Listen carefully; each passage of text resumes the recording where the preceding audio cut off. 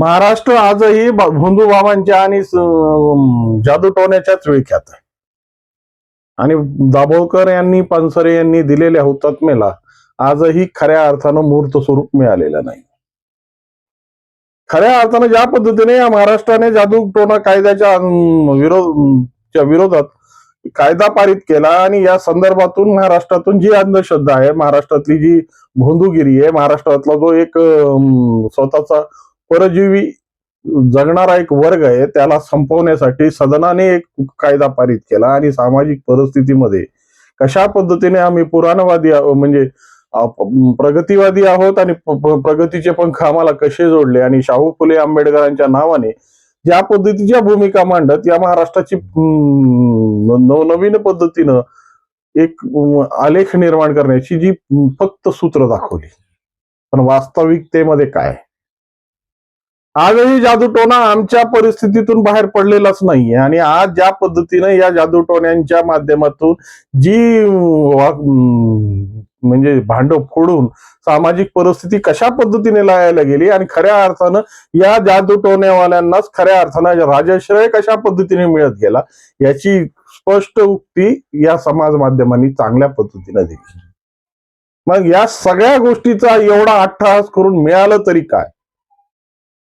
फक्त फुले शाहू आंबेडकरांच्या नावाने फक्त उदो करायचं आणि आहे त्या परिस्थित्या आणि आहे ती जी विल्हेवाट त्या पद्धतीनेच ठेवायची.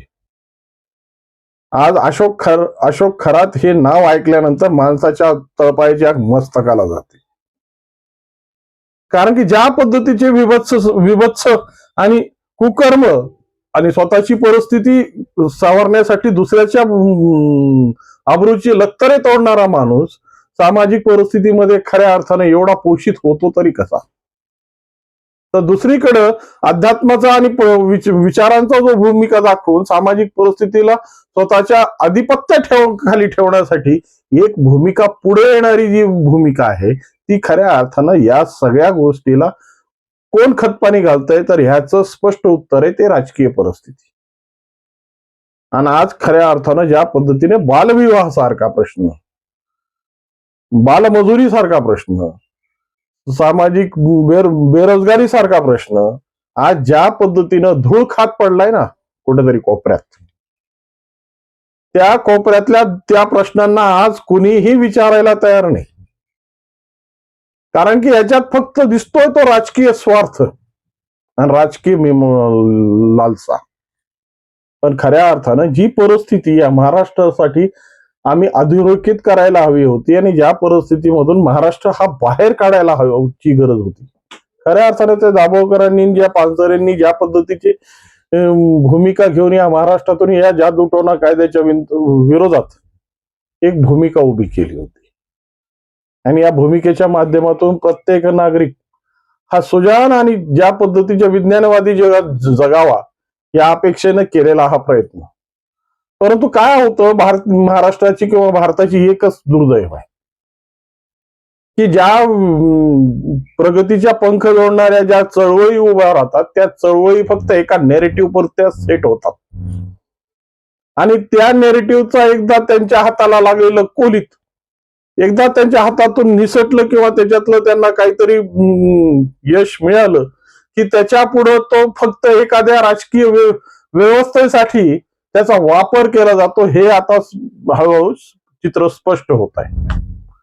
खऱ्या अर्थानं सामाजिक भूमिकेसाठी, सामाजिक विकासासाठी याचा कसलाही उपयोग होत नाही.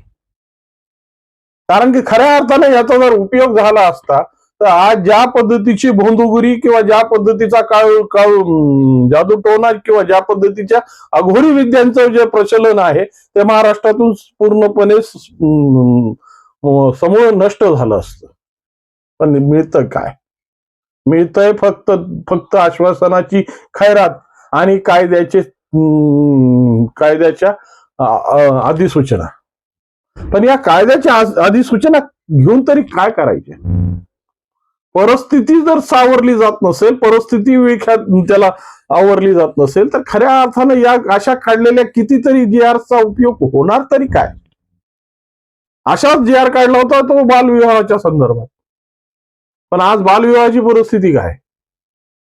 आज प्रत्येक भाग म्हणजे कोणताही खाली फक्त मेट्रोपॉलिटन सिटी मधला थोडासा वर्ग वेगळ्या पद्धतीने, कारण की ते मुलं शिकतात आणि तिकडच आपलं जे आहे ते पाहिजे तो जोडीदार निवडतात. पण जे आजही दऱ्याखोऱ्यात ग्रामवस्त्यांमध्ये राहणाऱ्या परिस्थित्या काय आहेत, आणि एकीकडे ज्या पद्धतीनं मुलींचं जन्मदराचा जो आकडा घटलेला होता, त्यामध्ये त्या घटलेल्या आकड्याची परिस्थिती आज महाराष्ट्र पोक्सोच्या नावाखाली आज झेलतोय. आज खऱ्या अर्थानं ज्या महिला आयोगाची किंवा ज्या बाल बालसंगोपन आयोगाची जर आम्ही आज ज्या पद्धतीची जर भूमिका पाहिली, तर हा फक्त वरवरचा मुलामा दिसतो. पण खऱ्या अर्थानं जे सामाजिक परिस्थितीमध्ये खरी गलितगात जे असणारी लोक आहेत, ज्या परिस्थितीमध्ये आज ते त्यांच्या जीवनाची जीवन जगतायत, खऱ्या अर्थानं त्यांच्याकडे कधी डोकावण्याचा प्रयत्न या लोकांनी केलाय का? आजही जिनिंगवर काम करणारी मंडळी असेल, इटभट्ट्यांवर काम करणारी मंडळी असेल, ऊसतोडीसाठी जाणारी मंडळी असेल, किंवा अशा पद्धतीनं बिगारी कामं करून स्वतःची पोटाची खळगी भरणारी लोकांच्या माध्यमातून कधी या सरकारनं कधी डोकावण्याचा प्रयत्न केलाय का? फक्त योजना आणायच्या, आणि या योजना आणून फक्त काय करायचं की एका विशिष्ट वर्गाला आणि एक विशिष्ट जमातीला खुश करायचं. पण खऱ्या अर्थानं ज्या गोष्टीची बीजमुळं ज्या लोकांपर्यंत पोहोचलेली आहे, ज्या लोकांपर्यंत त्यांना पोहोचवणं गरजेचं आहे, त्यांच्या संदर्भात आजपर्यंत केलं काय जातं याचा कधी मीमांसा या शासनाने घेतली का? सरकार कोणीही असो, कारण की आजपर्यंत योजना स्वतंत्र झाल्यापासून आजपर्यंतच्या ज्या योजनांचा जर आलेख काढला आणि ज्या पद्धतीने पैशाची उधळपट्टी झालेली पाहिली ना, तर खऱ्या अर्थानं विश्वातले सगळ्यात श्रीमंत लोक आपणच आहोत असं आपल्याला भास होतो.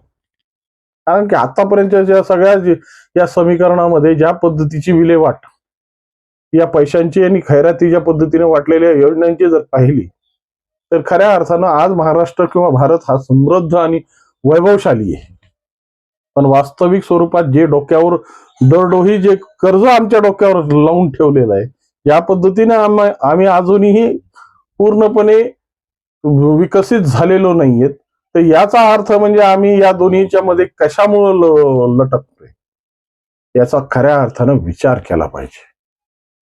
आम्हाला राज्यघटना मिळाली, आम्हाला संविधान मिळालं आणि संविधानाच्या माध्यमातून आम्हाला हक्क मिळाली, पण संविधानाने सांगितलेली कर्तव्य मात्र आम्ही कानाडोळा करत नेहमी आपली त्याच्यावर ज्या पद्धतीनं एखादी शेतातली बाई जेव्हा शेतकाम करत असताना आपलं काम कसं चांगलं दाखवलं जाईल याच्यासाठी चलता चलता त्या तणावर माती ढकलत चलते, तशी या राजकारण्यांनी आणि या सर्वसामान्य जनतेने आपल्या हक्काच्या आपल्या कर्तव्याच्या संदर्भात त्या कर्तव्यावर माती ढकलत स्वतःची मुक्तता करून घेतली. आणि फक्त कुठेही काहीही आलं की आम्हाला संविधानातले हक्क दिसतात, पण खऱ्या अर्थानं या हक्काची भूमिका कर्तव्यासोबत जोडलेली आहे याची कधीही आम्हाला तमा राहिलेली नाही.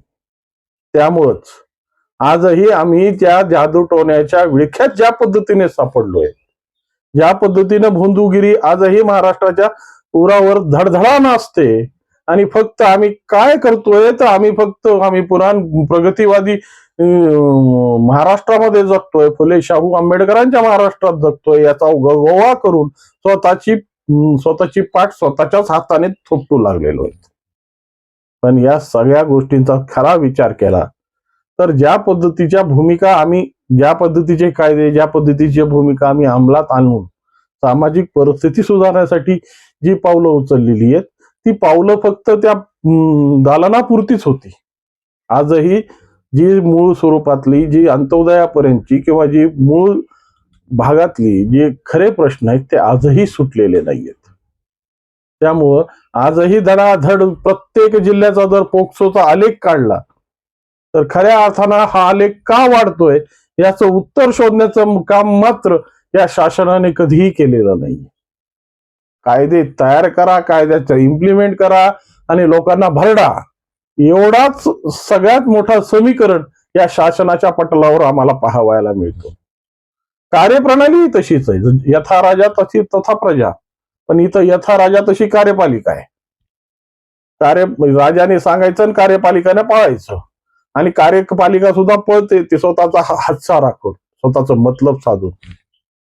या सगळ्या समीकरणाचा खऱ्या अर्थानं जर अभ्यास केला तर काय हाताला लागतंय तिथे तुपाटणं.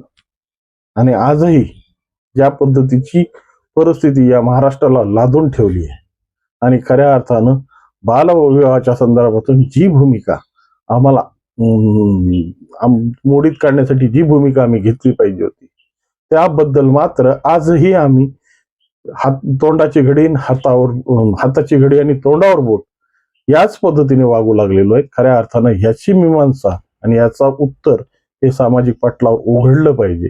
आणि खऱ्या अर्थानं या महाराष्ट्राची कोंडी ज्यांनी आपल्या मतलबासाठी केली त्यांची पोल उघड करून सामाजिक परिस्थितीला परत सुदृढ व्यवस्थेत आणण्यासाठी खऱ्या अर्थानं पावले उचलले पाहिजे. याबद्दल तुमच्या मनात काय वाटतं आणि या संदर्भात तुमची भूमिका काय हे 100% कॉमेंटच्या माध्यमातून कळवा.